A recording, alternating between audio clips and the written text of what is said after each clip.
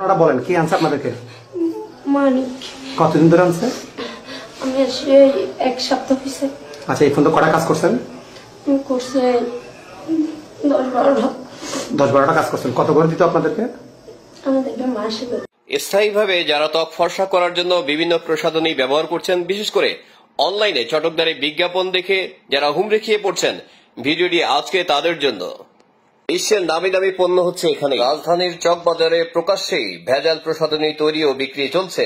দেশীয় ব্র্যান্ডের পাশাপাশি বিশ্বের নামি দামি ব্র্যান্ডের পণ্য তৈরি করছে ভেজালকারীরা।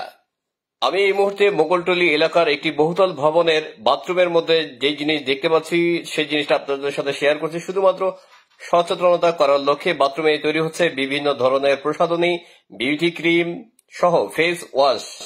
বাথরুমে এ ধরনের প্রসাধনী কেন তৈরি করা হচ্ছে এক প্রশ্নের জবাবে মালিক অকপটে স্বীকার করেন, প্রকাশ্য দিবালোকে আমরা সবাইকে ম্যানেজ করে এই ধরনের কারখানাগুলো চালাচ্ছি, তবে সময় এবং দিনের আলোতে কাজ করতে গেলে মাঝে মধ্যে আমাদের ঝামেলায় পড়তে হয়। তাই ঝামেলা এড়ানোর লক্ষ্যে বাথরুমের মধ্যে এ ধরনের পণ্য তৈরি করছে এবং ভোর হওয়ার আগেই এ ধরনের পণ্য আমরা চকবাজারে ছড়িয়ে দিচ্ছি।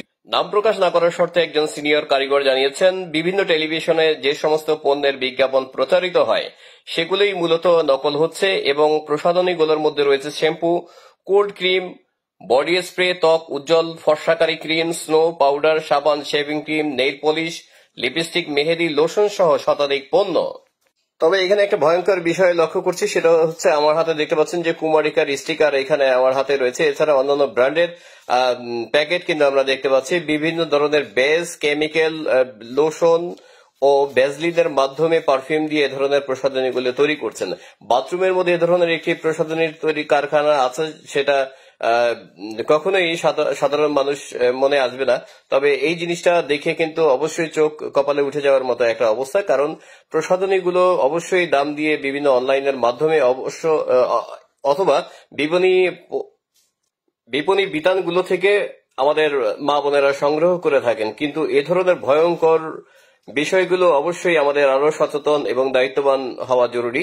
আপনারা দেখতে পাচ্ছেন বিভিন্ন ধরনের সয়াবিন তেল, লোশন, ভ্যাসলিন এবং কেমিক্যাল ও পারফিউম মিক্সড করে এ ধরনের প্রসাধনী তারা তৈরি করছেন। বাথরুমের মধ্যে এই ধরনের একটি প্রসাধনী তৈরির কারখানা, এটা কখনোই আমি প্রথমে বিশ্বাস করতে পারছিলাম না। তবে নির্ভরযোগ্য সূত্রে বারবারই আমাকে বলেছিলেন যে 9ম তলার এই বাথরুমের মধ্যে দীর্ঘদিন যাবৎ এ ধরনের প্রসাধনী তারা তৈরি করছেন এবং সকাল 9টার মধ্যে আবার চকবাজার সহ বিভিন্ন স্পটে তারা ছড়িয়ে দিচ্ছেন। তাই আজকে বাধ্য হয়ে কোন রকম সময় সুযোগ না নিয়ে এক প্রকার ঝুঁকি নিয়ে এই ধরনের একটা প্রতিষ্ঠানে আমরা ঢুকে গেলাম। তবে তাদের কিন্তু বারবার আমাকে বলেছে যে লাইভ করা যাবে না, একটু ফুটেজ সংগ্রহ করতে পারি। যাই হোক, ফুটেজ সংগ্রহ করার জন্য যে জিনিসটা বারবারই আমি আপনাদের কাছে তুলে ধরছি সেটা হচ্ছে আমরা দেখতে পাচ্ছি বিভিন্ন ধরনের সয়াবিন তেল, পারফিউম, লবণ এবং বেস সহ অন্যান্য প্রোডাক্টই আমাদের রয়েছে।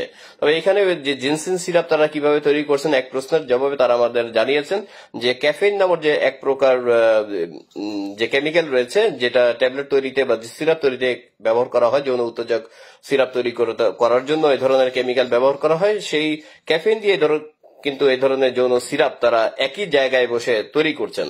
অর্থাৎ কাস্টমার যখন যে জিনিসটা চাইবেন বিভিন্ন স্পট থেকে সেই জিনিসগুলোই তৈরি করে দিচ্ছেন এই বাথরুম থেকে পরবর্তীতে চকবাজার হয়ে দেশের বিভিন্ন জায়গায় ছড়িয়ে পড়ছে।